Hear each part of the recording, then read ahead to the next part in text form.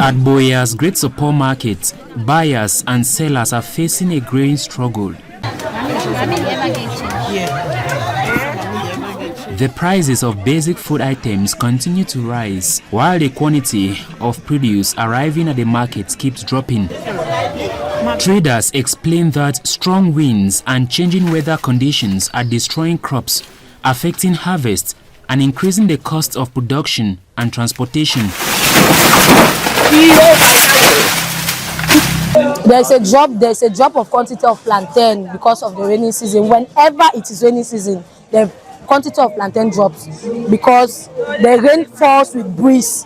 The breeze pushes down all the plantains, and what is left there now is not much, and that causes to increase of price, especially during the rainy season. The impact is felt not only by sellers but also by consumers struggling to afford daily meals.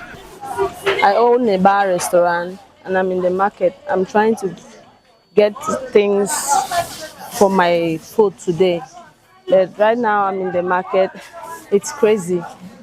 Plantain that we used to buy a bunch for 1,000 or 1,500. Now you see just very little quantity for 1,000. It's funny. I don't know what's happening. A meal like pepper soup, I'll put 5 halves of plantain, 5 halves, depending too on the plantain, because something like the one we call a banga is very big.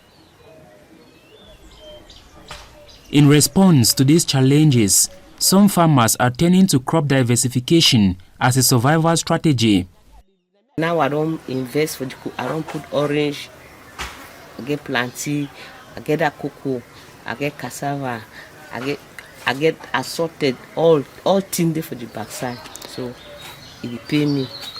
Agricultural experts say regenerative farming practices not only improve harvest but also help communities build resilience against climate change.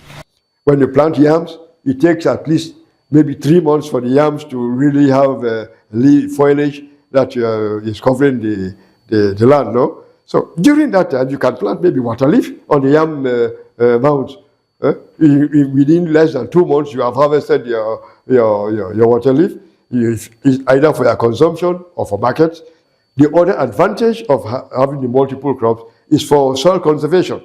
That you have a ground cover, okay? You have ground cover during the time when the main crop has not yet covered the ground. So instead of just going to be weeding, let me say, useless weeds, you are now going to harvest some crop that you can eat or you can sell in the place of weeds. For many families, the changing climate is already affecting what ends up on the table. But amid the challenges, farmers adopting regenerative solutions are proving that adaptation may be one of the strongest tools in the fight against climate change and hunger.